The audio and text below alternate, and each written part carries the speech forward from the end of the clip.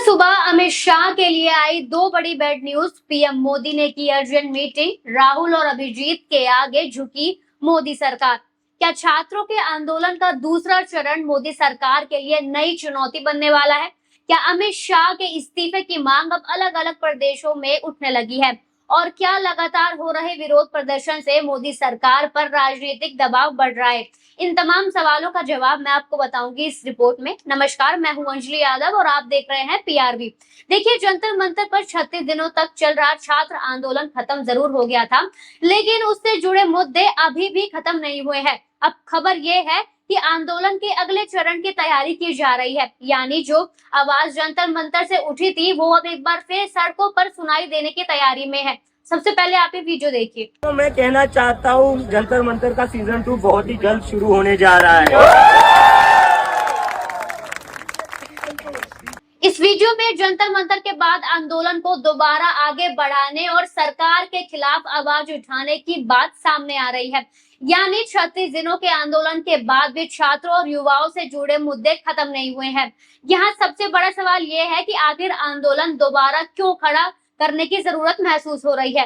रोजगार, भर्ती परीक्षाएं, पेपर लीक, परीक्षा व्यवस्था और युवाओं के भविष्य से जुड़े सवालों को लेकर पहले ही लंबा आंदोलन हो चुका है। अगर अब इसी आंदोलन का अगला चरण शुरू होता है तो इसका सीधा असर राजनीतिक दबाव पर सरकार पर उतना ही बड़ा पड़ सकता है। और खास बात यह है कि ये सिर्फ एक प्रदर्शन की कहानी नहीं रह गई है। अब अलग अलग जगहों को सरकार के खिलाफ आवाज उठाने की मांग की जा रही है। जंतर मंतर के आंदोलन के बाद सीजेपी की तरफ से भी आंदोलन के अगले चरण को लेकर सक्रियता दिखाई जा रही है। यानी आंदोलनकारी सिर्फ पुराने प्रदर्शन को खत्म हुआ अध्याय नहीं मान रहे, बल्कि युवाओं और छात्रों से जुड़े मुद्दों को आगे भी उठाने की तैयारी में है। अब सवाल ये है कि अगर सरकार को लग रहा है कि 36 दिनों के आंदोलन के बाद मामला शांत हो गया है, तो फिर आंदोलन को दोबारा आगे बढ़ाने की जरूरत क्यों महसूस हो रही है? क्या सरकार ने युवाओं की उन मांगों पर कोई ऐसा ठोस समाधान दिया है जिससे ये असंतोष पूरी तरह खत्म हो जाए? क्योंकि किसी भी आंदोलन की असली परीक्षा सिर्फ उसके खत्म होने से नहीं होती, बल्कि इस बात से होती है कि उसके पीछे उठाए गए सवालों का समाधान हुआ है या नहीं। और इसी के बाद आपको एक और वीडियो दिखाते हैं जिसमें मामला सीधे मोदी सरकार और अमित शाह तक पहुंचता दिखाई दे रहा है। देखिए आप वीडियो एक बार। सीजन 2 जो रहेगा, मोदी की इस्तीफा नहीं रुक जाओ भाई, बीच में सब चाह रहे हैं मोदी का इस्तीफा चाहते हैं। सीजन 2 में आप लोग क्या चाहते हो?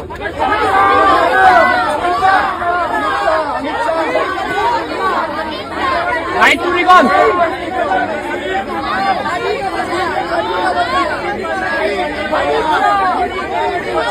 गन्ना गन्ना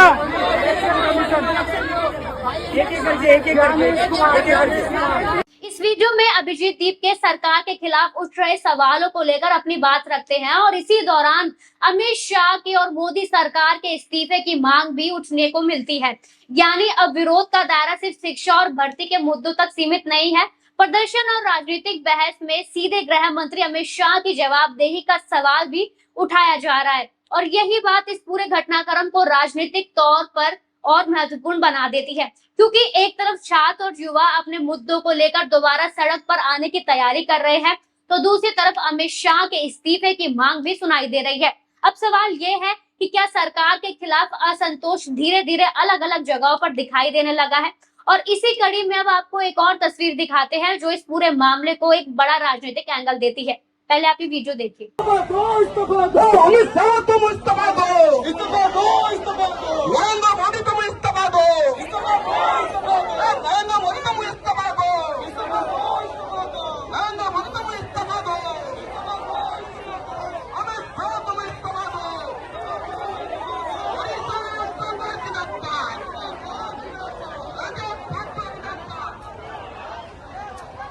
भुवनेश्वर से सामने आई इस वीडियो में प्रदर्शनकारी मशाल लेकर सड़कों पर नजर आ रहे हैं।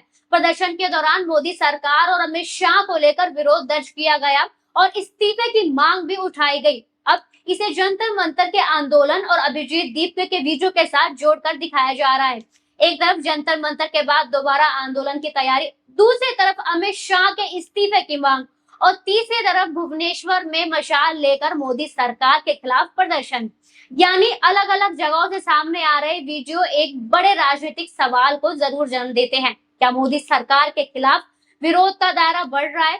हालांकि किसी एक प्रदर्शन में शामिल लोगों की राय को पूरे देश की जनता की राय नहीं कहा जा सकता, लेकिन जब अलग अलग जगहों पर एक जैसे मुद्दों को लेकर प्रदर्शन होते हैं और सरकार के शीर्ष नेताओं के इस्तीफे की मांग उठती है, तो ये निश्चित तौर पर सरकार के लिए राजनीतिक संदेश जरूर बनता है। अब यहाँ वापस आते हैं उस 36 दिन लंबे जंतर मंतर आंदोलन पर।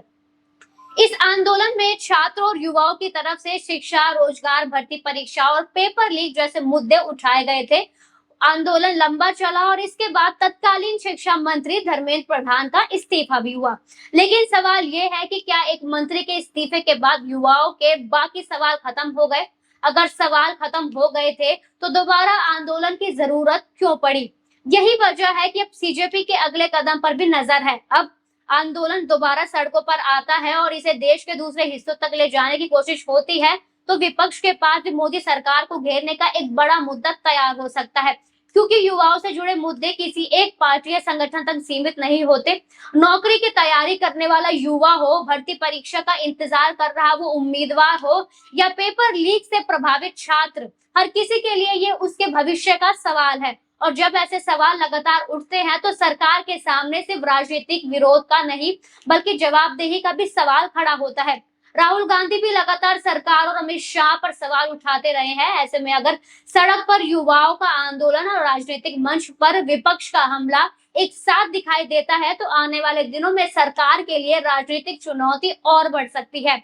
अब इस पूरी तस्वीर को एक साथ जोड़कर देखिए। पहले 36 दिन का जंतर मंतर आंदोलन, फिर आंदोलन के अगले चरण की तैयारी, इसके बाद अभिजीत दीपके के वीडियो में अमित शाह के इस्तीफे की मांग और मोदी सरकार के इस्तीफे की मांग, और अब भुवनेश्वर में मशाल लेकर मोदी सरकार और अमित शाह के खिलाफ भी प्रदर्शन देखने को मिलता दिखाई दिया है। तो क्या ये सिर्फ अलग अलग घटनाएं हैं या फिर सरकार के खिलाफ बन रहे किसी बड़े राजनीतिक माहौल की शुरुआत?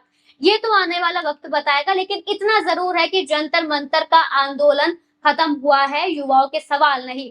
रोजगार, भर्ती, पेपर लीक, परीक्षा व्यवस्था जैसे मुद्दे अभी भी मौजूद है, और अब इनके साथ अमित शाह की जवाबदेही और इस्तीफे की मांग भी राजनीतिक बहस का हिस्सा बनती दिखाई दे रही है। सबसे बड़ा सवाल यही है कि क्या सरकार इन आवाजों को सिर्फ विरोध मानकर नजरअंदाज करेगी या फिर युवाओं के सवालों पर कोई ठोस जवाबदेही होगी? क्योंकि अगर आंदोलन दोबारा बड़ा होता तो इसका असर सिर्फ सड़कों तक सीमित नहीं रहेगा। विपक्ष इसे संसद से लेकर जनता के बीच तक ले जा सकता है, और आने वाले राजनीतिक माहौल में युवाओं के मुद्दे बीजेपी के लिए बड़ी चुनौती बन सकते हैं। सवाल आपसे है, क्या आपको लगता है कि जंतर मंतर के बाद शुरू होने वाला आंदोलन मोदी सरकार के लिए बड़ी चुनौती बन सकता है? क्या अमित शाह के इस्तीफे की मांग आने वाले दिनों में और ज्यादा तेज हो सकती है? और क्या युवाओं के ये मुद्दे बीजेपी के खिलाफ बड़ा राजनीतिक मुद्दा बनेंगे? आप अपनी राय हमें कमेंट सेक्शन में जरूर बताइए। वीडियो पसंद आया हो तो लाइक कीजिए, शेयर कीजिए और चैनल को सब्सक्राइब जरूर कीजिए। धन्यवाद।